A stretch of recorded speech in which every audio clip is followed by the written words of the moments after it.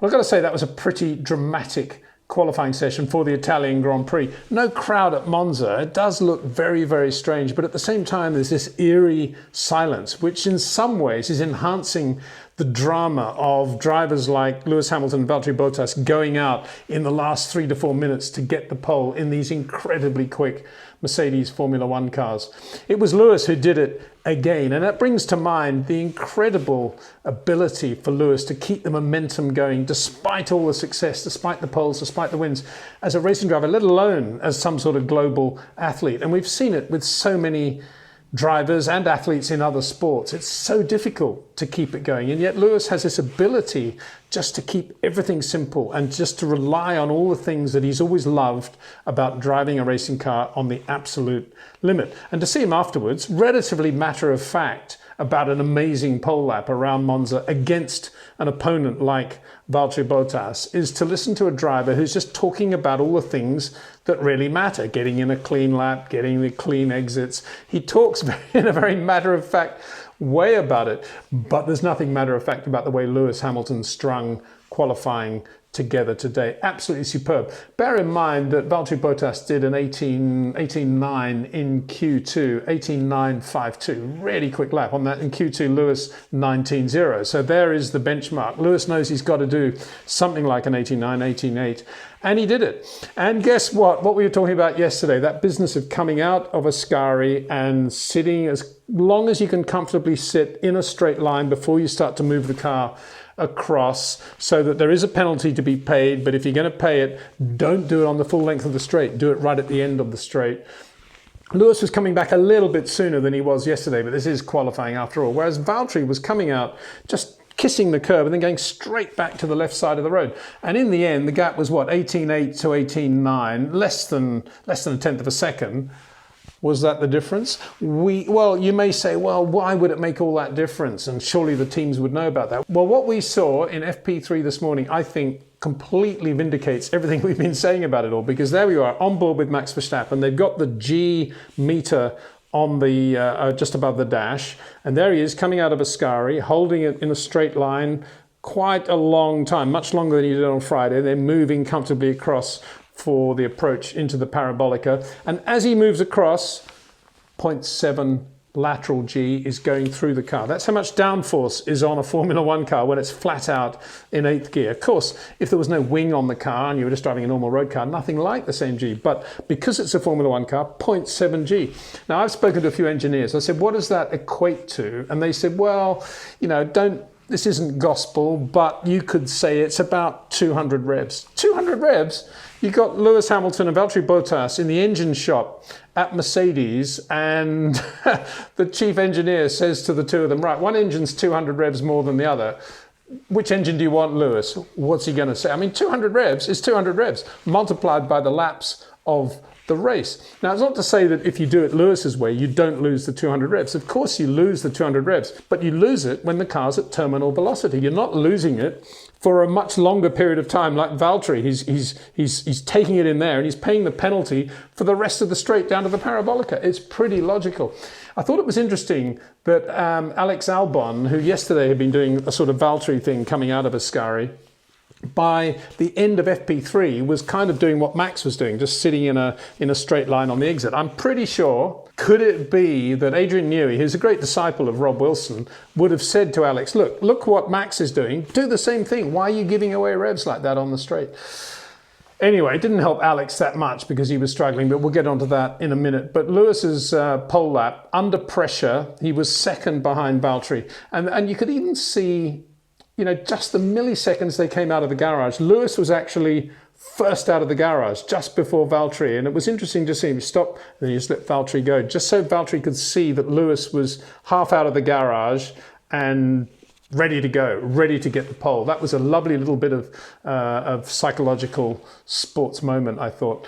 So Valtteri Bottas will be disappointed with that, to be so near and not on the pole. And it's quite an important pole in terms of the first corner here. Of course, you can overtake at Monza, but if the race is against Lewis Hamilton, your teammate, you want to be in front of him if you can going into turn one, because once Lewis is in front, obviously he's going to be able to do a better job with tyre management and all the other things everything's going to come into this blindingly quick race. Blink and you'll miss it. Believe me, an Italian Grand Prix at Monza these days happens very, very quickly.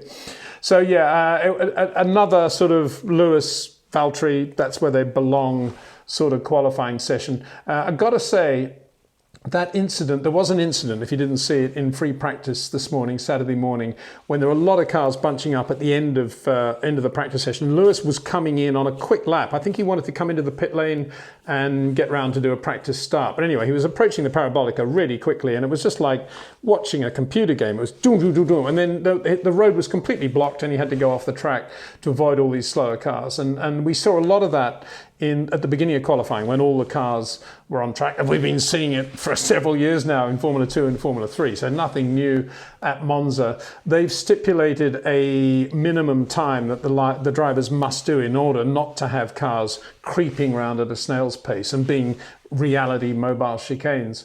And it kind of worked. I think it could have been better. We could have had some really nasty incidents. But it does make one think that in these situations, maybe on some circuits perhaps, we need to think about one lap qualifying, because for me, and I've seen accidents because of, and I only say that because, you know, if we've got younger viewers, perhaps you haven't, but I've seen a lot of accidents due to speed differential, and it is something that really scares me. I hate it. I hate to see it. I hate to see that sort of incident that we saw with Lewis this morning in third practice. The other point was the number of drivers that lost their lap time because they ran out of road coming out of the Parabolica. Well, you know, Alex Peroni had that massive shunt last year because they had that ridiculous sausage curb on the exit there. And all I can say is so pleased that they've got the sensors in there now and not a sausage curb. So Alex Peroni's accident was not in vain, and lessons obviously have been learnt from that. But beyond that, I thought it was really good that they are being so stringent with those, because the racetrack is the racetrack. And, you know, Alex Albon, actually Charles Leclerc went over it as well, didn't he? Magnussen and Grosjean have also been pretty much over the wrong side of the white line for most of the weekend. But yeah, I think it's correct to be doing that, and good to see. It's not that difficult, is it? They just do an instant thing, blah, you're over. And the replay, as I said, the replay of seeing them go over, I think I said this a couple of videos ago, is an interesting replay to watch and to see how they come out of the throttle and they know the lap's gone. And what we'd like to see a little bit more is what leads up to them running out of road.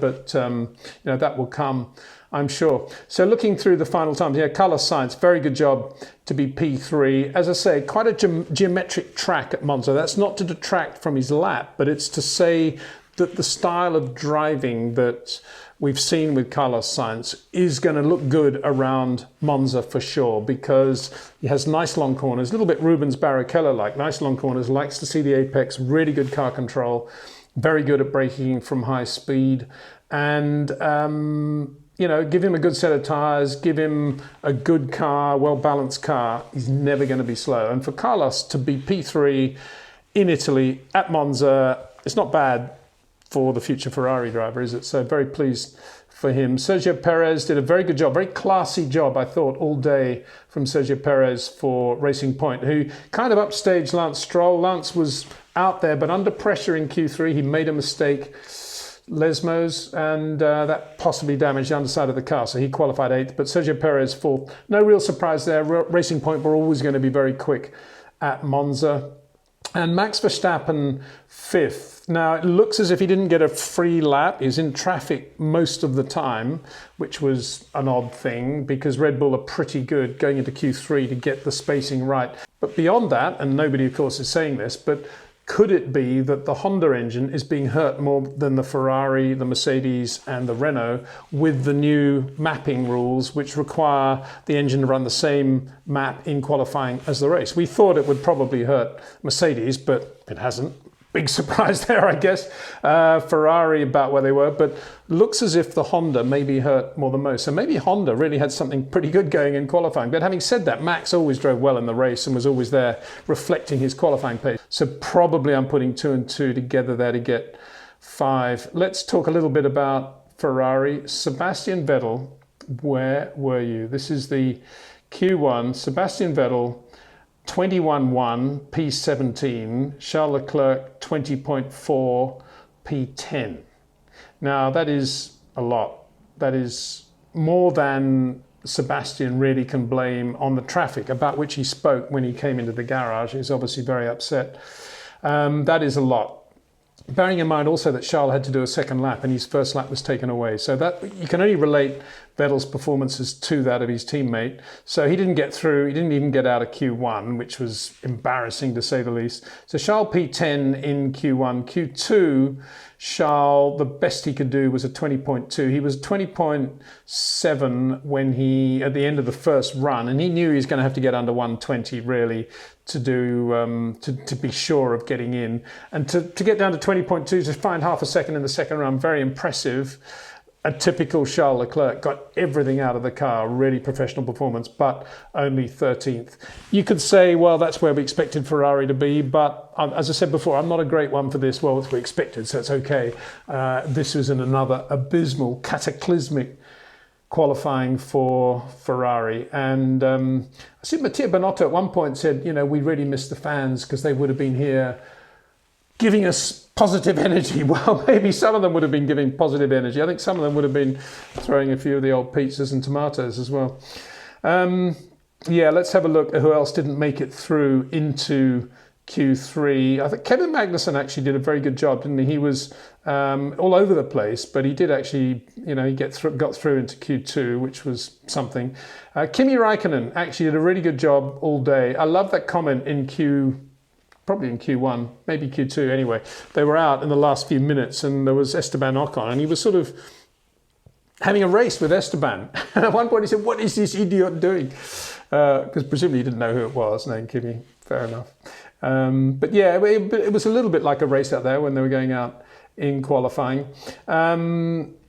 Alex Albon just scraped in to Q3, 20.0 in Q2, and Daniel Kvyat 20.1. I mean, for a Red Bull driver, okay, admittedly Max had done 19.7, and I've been saying he should be within 2 to 3 tenths of Max. So in that sense, you could say, well, he's about where he should be, Peter. But the bottom line is that, Monza isn't the world's most demanding Grand Prix circuit. And if you've got a pretty good racing car, it shouldn't be that difficult. And I don't know how many times Alex has run out of road in the middle of the parabolica with understeer or whatever it is. They're just getting the power on too quickly. And it hasn't been helped by his inconsistency in terms of what bits of track he wants to use as well. You could argue that as time goes on, Adrian Newey more and more is setting the car up around Max's incredible ability. And with every passing race, therefore, probably it becomes more difficult for mere mortals to drive that car when it's a really quick car for Max. But at the end of the day, he is the number 2 Red Bull driver and they need more than that. I mean, he's starting now P9, Max P5, so not a great thing. Daniel Ricciardo also did a really good job. He messed up Q2, but he still got through. That was the amazing thing. Came out of the second chicane and actually looked as if he unusual for Daniel, put slightly too much opposite lock on and the front just bit and took him off. But he made it through, whereas Esteban Ocon did not. So another, as I've been saying, Daniel is on the crest of a wave at the moment. He's relaxed. He doesn't get stressed about anything and he's really driving well. So assuming he doesn't have any more occurrences of the issue that stopped him on the track this morning, then look for him to have a good race. Another good performance. You shouldn't forget, Carlos Sainz P3. You shouldn't forget Lando Norris P6. I mean, it's still very impressive that Lando was there 19.8 and Carlos Sainz 19.6. So not a lot, 2 tenths there. And Pierre Gasly P10, again, continuing to show his talent, even if he too, like Alex Albon, did run out of a bit too much road around the parabolica. So yeah, it'll be a good race, I think, between Lewis and Valtteri, particularly for whatever reason Valtteri manages to get in front at the start. Sadly, we won't have the sort of stuff we saw last year where we had Charles Leclerc and Lewis on relatively even footing have a pretty good charge down into the second chicane, with Charles just edging Lewis out a little bit. Yeah, but Lewis is on the outside, was he really going to pass him there? But it will be quite a good race, I think. It'll be interesting to see how Racing Point handle it relative to McLaren-Renault. They should have them, shouldn't they? Stroll probably is going to be worth watching in the midfield. And the other big question is Max Verstappen and where he is and how he's going to get past Carlos Sainz. We haven't seen Max in that position too much this year. He usually qualifies third and races off into third place, but now he's got a little bit of racing to do, so that'll be fun as well. See you tomorrow.